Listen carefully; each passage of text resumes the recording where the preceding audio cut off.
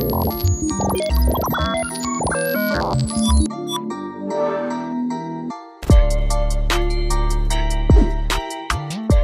up, what up? Welcome back, everybody. Season 1, Episode 3 of the New South News. Once again, it's your guy, me, Rod Bridgers.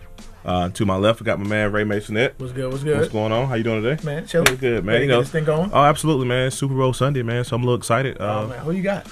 I've learned to not bet against Tom Brady. Yeah, so I'm going to go Patriots. Yeah, so. I think he got something to prove. But, again, Todd Gurley is a 2.52 kid, so I want to see him do well, so Absolutely. We'll see. All right, y'all. So last week we checked out the senior class in the Phenom ranking tracker. This week we're going to jump into the junior class. So, Rod, who you got for number one, man? So I think I'll go, the obvious pick is Isaiah Todd, power forward out of Trinity of Raleigh, top 10 in the country. Isaiah's just, stretch the floor, can put it on the floor, he can knock shots down, it does it all. So I think I have to go Isaiah.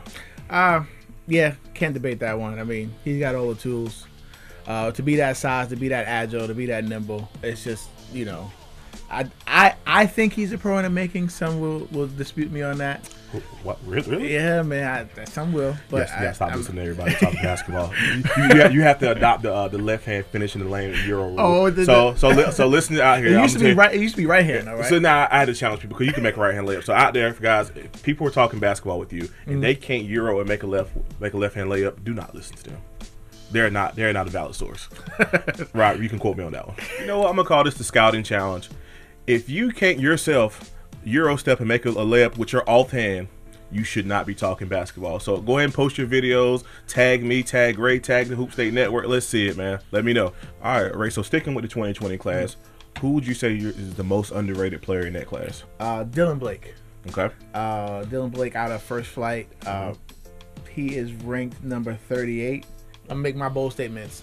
He is definitely a top 3 shooter in the state of North Carolina, and he's not number 3 or number 2. Top 3, not 3. Okay.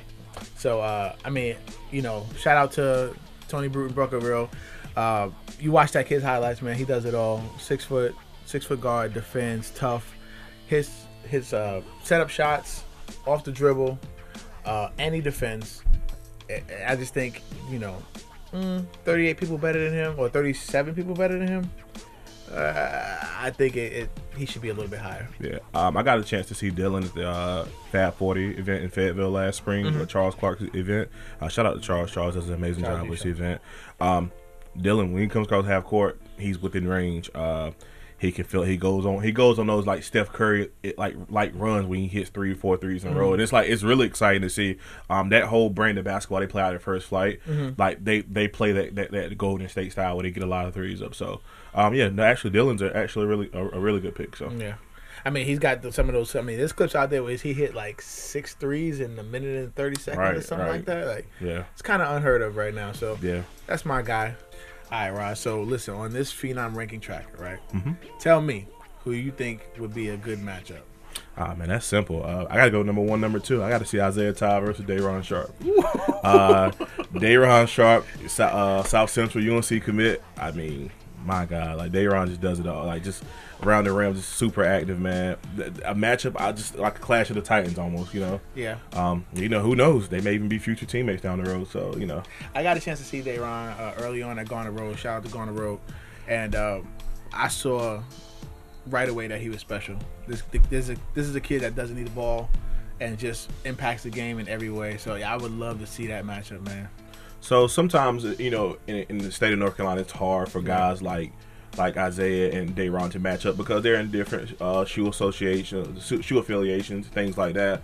Like I think back like Bam and Harry, they played in the last Carolina Challenge and they didn't play again until they played in the NBA. So what do you guys think? You think they'll match up this summer at some point, or could it be 2019, 2020 season, maybe the Holiday Invitational, maybe the MLK event in Kinston that we are soon to talk about? Let us know in the comments below what you think. So speaking on the number 1 player in the junior class, we've been hearing some rumors that he may not be in the junior class for much longer. We're talking about Isaiah Todd. So last week on Twitter, rumors started to circulate that Isaiah Todd was considering a jump to the 2019 class. My personal opinion, a lot of times, more often than not, when you hear that maybe it's already in play. I don't know, but I think honestly, if he were to make that jump, he would be a really, really, really huge get for a program, especially this late in the recruiting process. So usually when you hear about players reclassing up, it's because they've already committed to a school. The school may need them earlier, right. Or they may want to have an opportunity to get to the campus earlier, getting that weight program, getting that, the habit of understanding the plays, et cetera, et cetera. But Isaiah Todd is a little bit different because he hasn't committed to a school yet. Mm-hmm. So if Isaiah Todd were to commit early to a school, the only place I really could see him at would be, drumroll please, the University of North Carolina. And here's why. Okay, so I might ask you. So here's my thing. So I think Carolina's in a good place to get Cole Anthony. Great players like to play with other great players. Mm-hmm. Carolina's probably going to lose their two best. Well, they're going to lose a lot this year with Cameron Johnson leaving, Luke May seniors. Nas is gone, and more than likely, I don't know, but I would assume Kobe's gone. Mm-hmm. So they'll be replacing a lot. So I think there's an opportunity for Isaiah to slide in right there to for 1 year to go do what he does and go ahead and get his check. So I heard Maryland is getting some high interest from him. So I don't. Mm-hmm. I mean, do you think UNC is a shoo-in, or do you think Maryland has a chance because he's a hometown? I'm going to ask you two questions.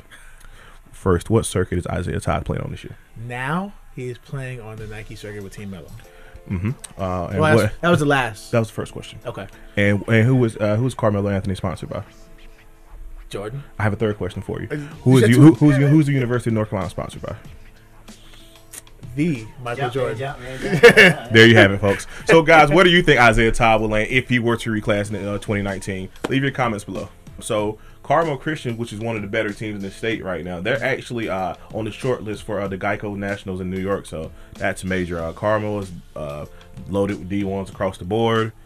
They've had a really good year so far. So, shout out to Carmel. So there's been a few teams from North Carolina to actually make it to the Dix Nationals. I know Greensboro Day went a few years ago. They actually upset Trayvon Duval and IMG. Mm-hmm. I think it was a couple years ago that game happened. I remember Ravenscroft went. Providence Day went with Devon Dotson, Grant Williams' mm-hmm. team. They went.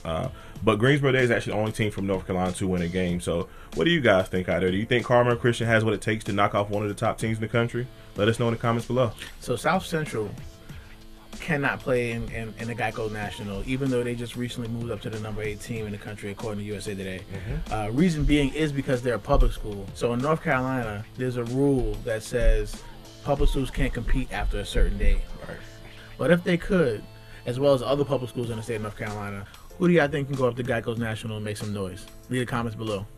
The Underrated Culture Player of the Week is a clothing line created by Mike Jenkins, a former Kinston High standout, played at Winthrop, currently playing overseas right now. Mike's mission is to kind of showcase players who don't get as much notoriety and to try to put the spotlight on them. So, all right, guys. So this week's Underrated Culture Player of the Week is DJ Robertson from Athens Drive High School with a 43-point performance against Green Hope High School last week. Amazing performance. I saw a few highlights from it. DJ's a kid I've known since he was in the 8th grade. He came to our inaugural Elite 50 event. I actually coached him in that event, and he won co-MVP along with his backcourt mate, Lawrence Frost. So. Yeah. DJ's one of those kids that don't come around too often. One of the reasons why I like him is he has that New York style flair. Super crafty with the ball, shifty. You can't really stop him. Another thing that I like about his game is he finishes really well at the basket. Mm-hmm. But what's impressed me most of all about DJ is the fact that if you remember his jump shot back then, DJ, we love you, but your jump shot was trash. Oh, you gonna? Don't kill him like that. No, it's not killing him. It's giving him a testament to how hard he works. Right. Because his jump shot is something that you have to guard. Otherwise, he gonna drop 43 on you. But I had a chance to sit down with him back almost a year ago and had a one-on-one with him just to get a little bit more insight.